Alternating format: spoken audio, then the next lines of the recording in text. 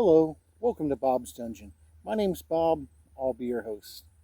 And this is my last video for my June Storm 2026, in which this year's theme has been Star Wars. So we're going to round it out with the third core book for Fantasy Flight Games version of Star Wars role-playing game. We're going to talk about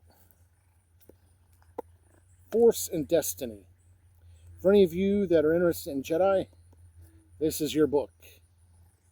But anyway, this book has 444 pages and a copyright of 2015. It was published by Fantasy Flight Games, and all of the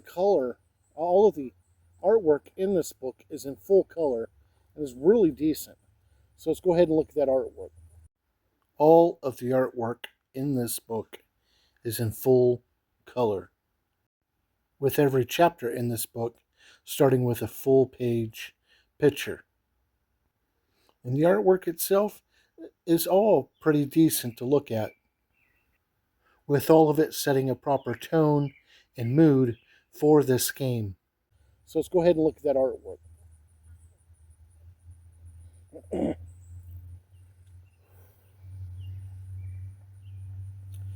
To play this game, what you're going to need is a copy of this core rulebook and a full set of specialty dice, which we will talk about a little later. Character creation in this game is exactly like the other two games, other two core rulebooks. They came out with 3 core rulebooks for this game. Each one is its own individual game, but put together with the others gives you a much larger game.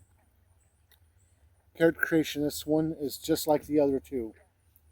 And the way it works is, first you pick a background for your character, explaining how he got to where he is, how did the Force call out to him, how did he come to be the Force user he is in the game.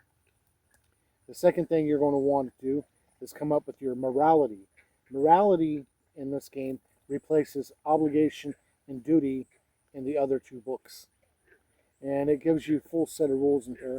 It gives you a chart to roll on to come up with your morality and how it works in the game. After that, you're going to want to pick a species for your character. And the starting species in this book is different than the other two books, even though it's got a couple that are the same. But you can use the species from the other books to have a lot larger pool of species you can pick from. But the species in this game are the Saurian, the human, the Caldor, the Marilan, the Natolan, the Tagrella, the Twi'lek, and the Zabrak. And each of these will give you your starting ability scores. The ability scores used in this game are brawn, agility, intellect, cunning, willpower, and presence. Your starting species will also give you your wound threshold formula, the formula for your strain threshold, special abilities, and some starting experience points. Starting experience points can be used to buy other traits for your character to increase his abilities or whatever you want to do with them. Gives you the rundown in here. After you get that figured out, you want to pick a career and a specialization for your character. And they are as follows. There is the career of the counselor, which has specializations of healer, Neiman disciple, and the sage. You then have the guardian, which its specializations are peacekeeper, protector, and Sarasu defender. You then have the mystic, and its specializations are the advisor, the Makashi duelist, and the seer. You then have the seeker, which its specializations are the Atoro Striker, the Hunter, and the Pathfinder. You then have the Sentinel, which its specializations are the Artisan, the Shadow, and the Shine Expert. And finally, you have the Warrior, and its specializations are the Aggressor, the Shicho Knight, and the Starfighter Ace. After you get that taken care of, you'll determine your motivation. And they've got some charts in here for you to roll on to figure out your character's motivation, if you can't pick one for your own. You then pick out your gear for your character, and then as a group, you pick out your group resource, which will either be a holocron, a starship, or a mentor. Group's choice. And that's character creation for Force and Destiny. Now, the rule system in this is exactly like the other games. It uses specialty dice.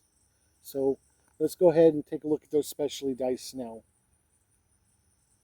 The dice in this game, it uses specialty dice. Now, I don't have the dice for Force and Destiny. I just got dice for Edge of the Empire, but it's the exact same dice used in all three games. So if you got the dice for one set, it'll work for all sets. So when you get the dice and you open them up, first thing you'll notice is that it comes with these markers and little cardboard coins. You have some that indicate Force points, or Destiny points, as they call them in this game. Some that indicate Dark Side points. And these are used by the players in the Game Master, and it explains how to use them in the book itself. But let's take a look at the dice and see what they have to offer. First die we're going to look at is called a boost die. It's a 6-sided die. Some of the sides have nothing. Other sides have these markers on them. And this one indicates a success. And you want to get as many of these as you can when you roll the dice. The other marker on here is this, which indicates an even better, it's a success, but it indicates something beneficial happening as well. And this boost die, you gain it and add it to your die pool when you have some kind of advantage, like a scope on your gun, the weather conditions are right, just some kind of bonus. It'll add a boost die. But when you start building your die pool, the first die that you'll start with is this 8-sided die with those exact same markings on it. And this is called your ability die. Now, the way you build this die pool is you look at your attributes and your skills. And let's say the attribute that it calls for is dexterity, and you have 3 in dexterity, and then the skill, you have 4 in the skill. Well, the first thing you do is you look at the larger of the two numbers. In this case, 4. So you'll use 4 of these dice. And this is the start of your die pool. Now, we upgrade these with proficiency dice. Proficiency dice are 12-sided die with those same markings on it. And since we had 4 in our skill, we used 4 of these. But we had 3 in our attribute. So 3 of these will be upgraded to these proficiency dice. So you use 3 of these and 1 of these when you make your roll. Now, for each advantage you have, you'll add a boost die. And that's how you build your die pool. Now, there's another half of your die pool that you must be aware of. And that's the negative dice. And the negative dice start with this die right here, which is a setback die. And this indicates a failure. And this gets rid of 1 success. So these two cancel each other out. You have these, which indicate something negative happens, but they do not cancel these out. So if you have 2 of these left over, 1 of each, then they'll provide you something good and provide you something bad to go with it. But that's just the start of our negative dice, because we also have the difficulty die. Now, these, like the boost die, will come in as a situational thing.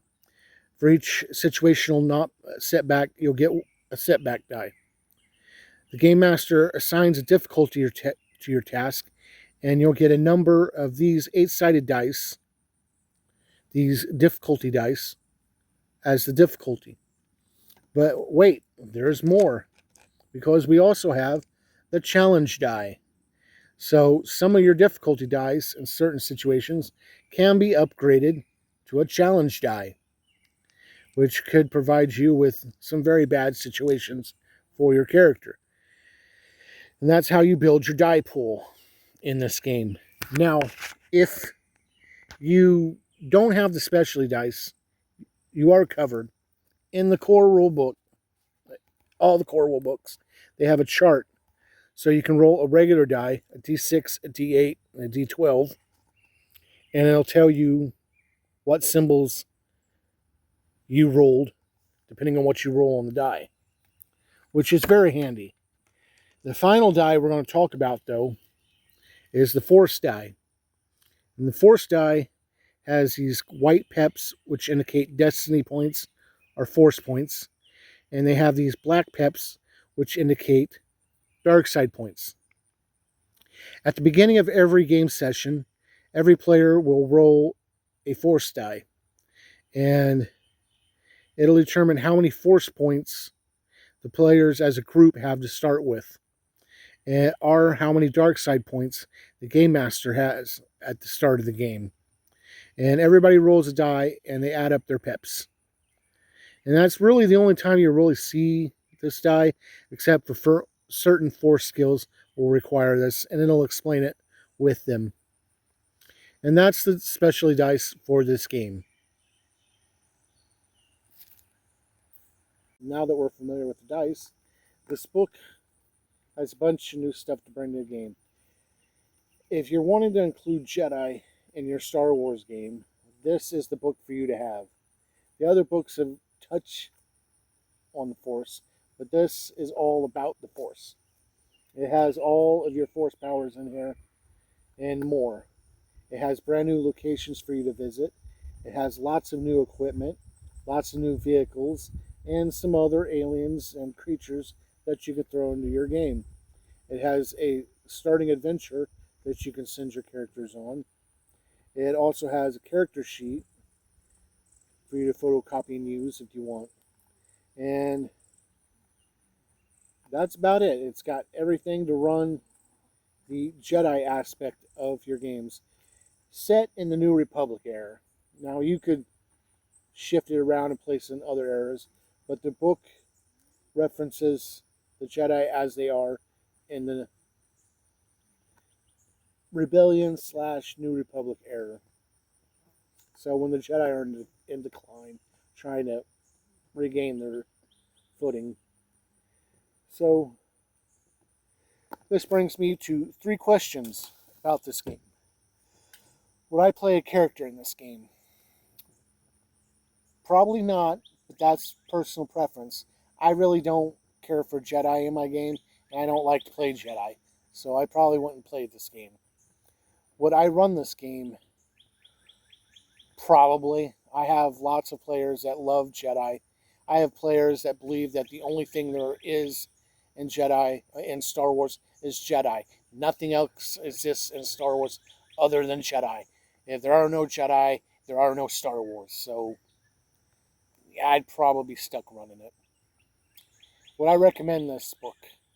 And yes, I would recommend it. It is pretty much a must-have if you want to run Jedi in Fantasy Flight Games version of the Star Wars system. So there's that. Thank you for joining me looking at this final book, this final core book in Fantasy Flight Games Star Wars. And hopefully you'll join me next time where we'll talk about something else. Bye.